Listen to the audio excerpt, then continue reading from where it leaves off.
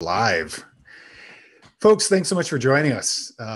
Really excited to have Marc here with me today. And if you're on YouTube and deciding to say something, feel free to drop a question there in the super chat, or if you're on the webinar, feel free to put a Q&A in as well. It'd be a pleasure to get to some of your questions when we get to the end of this. My name is Javin Kirby-Bernakovich. Thanks so much for coming out. I own and operate All Points Design. That's allpointsdesign.ca. And I work with geomorphic design, with land design. I work with regenerative farmers, folks who are focused on resiliency and anti-fragility when it comes to a landscape. And over the years, I've had the chance to work with a number of different types of students. One of them is Marc. And Marc and I met, what is it, Marc? 6-7 years ago? Is that about it? I think it was almost 7 years ago now. Almost 7 years ago. Marc took a permaculture design course, which is the flagship way to learn about permaculture, which is basically a contractual word, a portmanteau of permanent and agriculture. How do we have permanent agriculture? And over the years, it's become permanent culture. How do we have permanent culture going forward? And it's a suite, a wardrobe of sustainable solutions that are applied at improving the quality of life, not only for ourselves, but for all of the living organisms on planet Earth, and really diving into the possibilities of solutions. And Marc came to one of those courses. And what I remember most about Marc is during one of the breaks, he came up to me. He's like, "Hey, I want to tell you about what I'm doing." And I love it when students do that, because like I'm farming or I'm gardening. And Marc goes, "I'm creating a snowboard. I'm trying to create a snowboard that has a core of mycelium. So that way, when the board is done, the mycelium will grow through the board, and it'll be a net positive as an ecological solution to the insurmountable problem of snowboards and landfills," which I had never heard that before. That was one of the most creative things I had ever heard, Marc. That was pretty phenomenal. Well, it's in the works still. Good ideas take a fair amount of time. So we fast forward a couple of years. Marc in that PDC, and generally we became friends. Marc made he makes incredible boards. I got a chance to experience that. These are skateboards and longboards and snowboards. And then, what was it? A couple of years ago, you and a couple of students from that course approached me and said, "Hey, we should collaborate. We should do something together." And that was Nick Poeta and Josh Wagler. And you guys created this incredible edible landscaping design company, which you're still a part of. You're an incredible excavator driver, which I think really applies well to what we're talking about understanding landscape and working in landscape. And almost a year ago, I think we're kind of coming up to it, you guys decided to take a business program that Rob Avis and I put together called the Regenerative Business Mentorship Program. Now, we're going to get into a little bit more about what you're doing in this new business in a second. We'll get there in a moment. But what I'm curious about is what brought you to that place of wanting to dive into that business program? The main thing right off the bat was the idea of regenerative business. The name that you guys picked was aptly named. So much about business just doesn't feel good to someone like myself who isn't trying to capitalize on every opportunity. So I was really interested in a program that was focused on regenerative aspects of being a business person and operating in a capitalistic world. So that was one of the main things that really kind of caught our eye, and let's take a second look at what you were going to offer.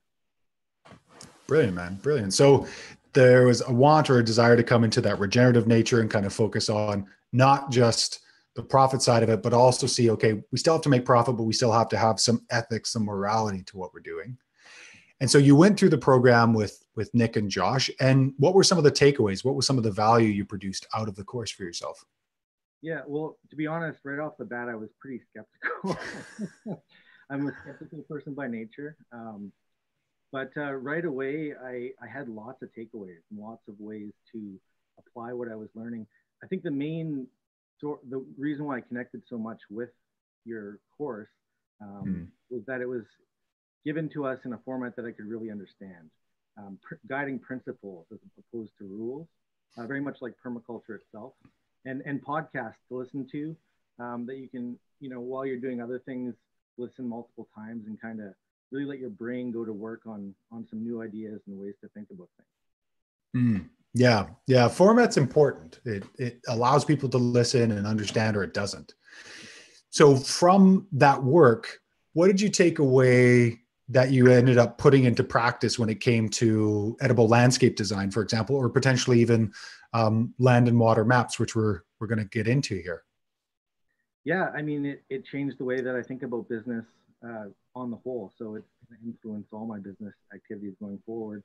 It was a game changer for our edible landscaping company.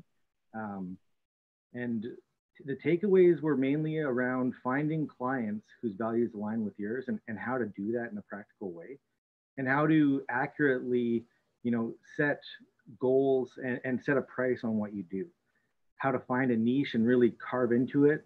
And when all those things line up together, you know, what can come of that? You get this kind of steam that builds together. So um, I feel like we had a lot of the parts, and the principles that you gave us really started to give us some glue to put them together. Hmm. Hmm. Thanks, mate. I appreciate hearing about that a little bit more. It was such an interesting program because there's so many like-minded entrepreneurs that are working together and understanding that they're there not only for themselves but for each other. And I found that the interplay allowed for a number of the businesses to go a lot further than I think they would have done if it was just me and Rob, because there was other like-minded folks who were thinking about your business as much as they were about theirs. And that interplay allowed for a lot of really um, kind of an exponential result that Rob and I couldn't have even imagined, because you guys were working so well together. Yeah, well, our whole group, basically, me, Rob, and Josh, sorry, me, Nick, and Josh, decided we definitely want to take the second part whenever you guys get around to making that available. Um, I can't wait to hear more and to keep growing. Actually, it's a favorite pastime to re-listen to and revisit the content and try to kind of suss it over, and look at things from a new angle. There's Mm. so much good stuff there. Thanks again. It's a pleasure, mate. Thanks so much for being in the course. And yeah, for anybody interested, there's another level 1 and level 2 coming up in September of 2018. And you can find out more about that at Verge Permaculture /RBM. And you can find out more about that there. So today, why we're here is Marc's been doing something incredible, something that has blown my mind every single time I've seen one of his pieces. And then most recently, he sent me a piece that I know really well. And what I loved about it is it was so clean and so crisp and so beautiful. It was also a property I consulted on. And I thought, hey, Marc, why don't we talk about the work that you're doing? Why don't we get a sense about what you're doing and show people what you're doing so they can get a sense of it? And so we're here to talk about this new company you have called Land and Water Maps. And basically, you're taking three-dimensional maps and you're rendering them through a carving process into live edge wood and creating this topographical map that you can feel, which is pretty phenomenal. I've seen them. I've touched them, and you get a whole different viewpoint upon this. They're incredible art pieces. They're incredible functional furniture, and we'll show some examples of that. But Marc, first and foremost, what got you into this? What was the why that got you there? And we just got a nice comment that said your audio is a little bit low, so if you want to maybe take half a step towards the camera or in the mic and just speak up a little bit, that'd be great. Okay. Yeah. Well, what got me into it? I've always been a map geek. I grew up with a nightlight that was a globe of the earth right on my bed as a child. It was one of these cool ones. When you turn them on, you could see the whole topography of the ocean pop out, but only when the light was on. So as a young child, I went to bed staring at this globe every night. I think that really laid the seeds for being interested in landscapes and maps and general map geekery. And the short version is that I had built a robot that carved wood for numerous reasons. And I had some map geek friends, and so we started looking at the process of taking this data that exists and converting it into models that the machine could then carve into wood. And yeah, it's been a really exciting and fun passion to be involved in. What I love about this, and this was a part of the program, was really understanding a personal why. What drives you? What do you love? What can you dive into time and time again? And you took a couple of pieces that I knew that you were interested in. You're really good with earth. You're an excavator driver. You ran a landscaping company where you did a lot of rock walls and stone work. You have this inherent love of maps. Thanks mom and dad for putting the map nightlight beside me, infuses that in there. But you're also a very rational, logical, linear brained individual, and you excel there. And so the crossroads of these multiple points, this convergence, is a way to take those maps into a tangible format. So what is it about that tangible format? What is it about like being above a map that really gets you, or you see that really jogs other people when they see it? Oh man, so much to say on that. I've been fascinated with the overview effect, which is a really interesting effect that they use to describe what astronauts who've been to space come back to Earth with. Once you've seen the Earth from space and seen how fragile the little layer of oxygen is that protects us from, the void and the cold, you can't help but see how interconnected all the systems on Earth are and how we're so much a part of that.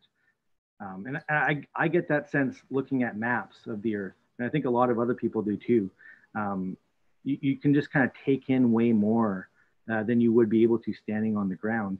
And it's interesting because it's made me think about our ancestors and how our ancestors used to use topography to navigate. I mean, they used a lot of things, but it was literally life and death for you to be able to navigate the terrain based on landmarks. And back then, the idea of having a piece of paper or an object that was an accurate representation of the landscape was unfathomable. And so I think I still feel a little bit of that magic every time I look at a map. I mean, I definitely feel in awe when I'm zooming around Google Earth, looking at these satellite images that are, this is the world. I can go from, the middle of the desert to the deep, rainforest here on the coast in just a couple clicks. And it's the real land. And I like to think that my maps do that for other people. They definitely do that for me. And there's this added element that you can touch them. You can run your hands over the real curves of the landscape. You can look down upon them in the type of a view that only a bird or, what our ancestors would have thought, a god would have, looking down at the real terrain that we come from.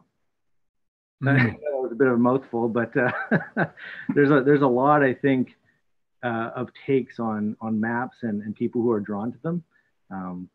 But yeah, it's definitely a profound experience for me. It's map poetry is what it is, right? I mean that seriously. Like there's a deep connection that you have with maps. And I think we share that. I was in Boy Scouts for a number of years, and there was something about maps that always jived with me, and navigation and going out and using something that has been representative of a terrain and then going back into it and understanding it from a different perspective. And I think that's the key word that your work fills me with. It's a different perspective. You can drag things around in a three-dimensional virtual rendering like Google Earth, but touching something and turning it or tilting your head or getting close or doing some of those shots that I know I do because I'm also a map geek, and you kind of come into Google Earth with pretty incredible. But in this situation, you can actually feel it. There's a tangible piece to it that you can't do otherwise. And that's where I think land and water maps is very unique and very specific. You offer something that's so different than even some of the relief maps I've seen that have been made in museums, let's say, or visitor centers. There's something incredible about a functional map that you can touch, and it's quite practical as well. To make that point, I was wondering if you would show us the map you have in the back there, because that's pretty incredible, and I love seeing that one just kind of up close. If you could tell us a bit of the story about it and a little bit about its elevation and its relief, and yeah, I love this one. Yeah, this is a map of a well-known landscape here in BC, Rogers Pass. And above Rogers Pass, we have Mount Sir Donald. That's this little peak right here. It's a classic alpine route. And it's very yellow. This is actually an elm tree that was cut down in the Okanagan by my friend who's an arborist.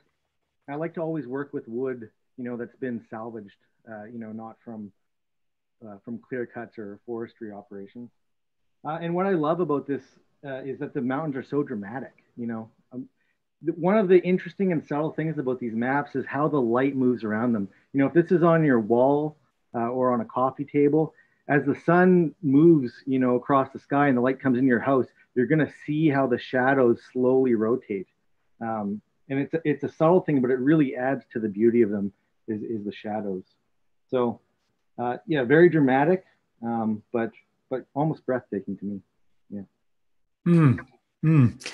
I've got a photo that you decided to send me a little bit earlier here, and I'm going to throw it up just to show folks. But like you can really see it here. You can see the true color of it. You can see what it looks like. And as you've turned it here and the compass rose there, you really see the transition of those mountains.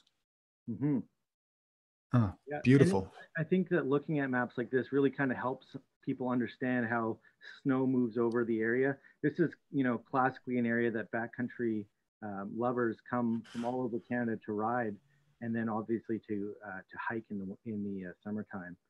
So these mountains are well explored, and that's part of why I wanted to carve them, is I wanted to get to know them better myself. Oh, amazing. Amazing. So we've got another one here. Just gonna come down. Do you want to tell us a little bit more about this one?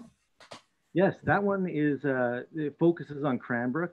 You've got the Kootenay River and the St. Mary River meeting up right there. What's particularly interesting about this one is on one side of the river, you've got the Rockies, and they're really, really steep. When you're in that valley, standing there, it's breathtaking. They go straight up. It's a very young mountain range. And on the other side, you have the Purcells, and the Purcells is a much older range, and they're not nearly as steep. They're more worn down from time and erosion. And you can really see it when you look at this map on either side of the Kootenay River there. Mm. Yeah, this is beautiful. And I love that piece about the geology, really seeing time scale, but in scale in a size that you can feel, right? Like I've seen this one as well. And when you run your fingers over the Rockies, you do get that real vertical piece to it. And then, yeah, you can even see the rounded conversation within the Purcells. Yeah, the much older range. Both are beautiful to explore, but yeah, it's a dramatic difference from one side of the valley to the other, and I think it hints at all of the things that are working around us that happen much slower than our lives, that are normally kind of hidden from our consciousness. And that's really a perspective piece. It puts you into the bigger setting, the bigger context. It's sort of like looking at stars. You get a sense that we aren't the most important thing. There is a lot more to this conversation.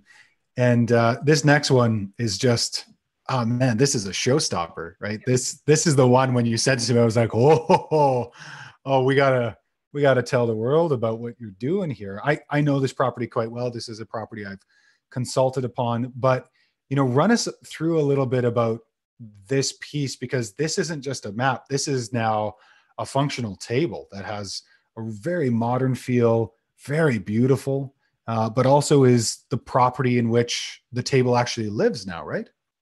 Yes, yeah, that coffee table is at that property.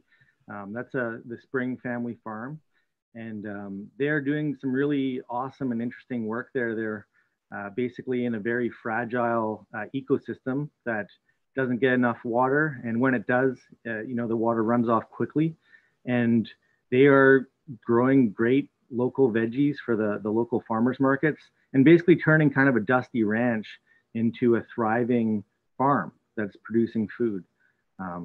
So yeah, it was an honor to carve that for them. And what I really like about this map is you can see all the little bumps. That's actually the all the plants, the trees, and the shrubs, and it just kind of adds another detail. In that picture there that you're looking at, you can see that they have a giant, well, not giant, but a fairly large pond, and I've just kind of carved a little texture of waves into the surface to differentiate it from the rest of it. Right. And the house and the garage is there, and then a small uh, Airbnb cabin as well. But you really get a sense of the topography. You get a sense of that butterfly valley that they have, and just how the wind moves. Like you can see it visually. And what I love about this, if we go back to this, is you really do see this. You get this sense of the topographical change when you're doing this would be called an elevation drawing in landscape design, but you see it physically, right? You can see the elevation difference between the south western corner to the southeastern corner to the northeastern to the northwestern. You really get that sense of topographical change. Mm-hmm. Yeah, the maps that I'm making right now are basically legacy pieces, and you know, the clients I'm working with are commissioning these things to give on, you know, as inheritance to their relatives, and that piece is no different. Um, and really, when you get to their farm, you can orient yourself a lot better. So not only is it kind of a conversation starter, but you get to the main cabin there and you can look around and you can kind of get the lay of the land, know where the property ends and where you're standing in it all. So Yeah, beautiful, beautiful. Well, maybe you'll show us one last piece. I know you've got a brilliant piece of a pretty iconic Canadian location, Tofino, out on the west coast of Vancouver Island. But this is great. So we've gone from this great big Rockies range, the Rogers Pass, Purcells, and it really shows that topographical change as we go down. And here you're about to show us Tofino, which is right at sea level. I'll just let you take it away. It's so cool. Yeah, I'm not sure if it really even shows. There's such little topography in the area that you can really see that it's on almost on level with the ocean. Maybe if I bring it over here a little bit. So over here we've got Ucluelet, and on this side we have Tofino. And of course you come through the pass onto the land through here. We just had the earthquake warning from the tsunami in Alaska. And looking at this map, you can really see why everyone was woken up in the middle of the night to get to the high spots. That they are living kind of at the mercy of the ocean if the big wave comes. I really worked on, you know, making the ocean kind of more artsy here with some waves. And I'm going to be doing a lot more of that kind of thing in coming pieces. But yeah, it's just kind of dramatic, you know, how flat it really is. Like this is in BC, and we really only have kind of a little bit of topography right here creeping down towards Ucluelet. But this is such an iconic place. And I'm kind of doing a series of carvings of the surf areas here on the West Coast. So I started with Tofino. Thanks for showing us that, mate. And thanks so much for taking the time to show folks what you do and your love of maps. It definitely comes through. If folks wanted to get a hold of you or Land and Water Maps, how would they go about doing that? www.landandwatermaps.com is where you can see a bunch of my work has been posted there, and there's a contact page. And if you're into edible landscaping, you can check out ediblelandscapesdesign.com. And yeah, thank you very much, Javin, for having me on and being interested in all the work I'm doing. Oh, thanks so much for doing it, mate. Just so fantastic. Thanks for your time, and just keep on going. I'd love to see more and more of those pieces come out. Thanks so much, everybody, for dropping by now and in the future. Make sure to like and subscribe the video. And thanks so much for coming. We'll chat to you again soon. Thank you.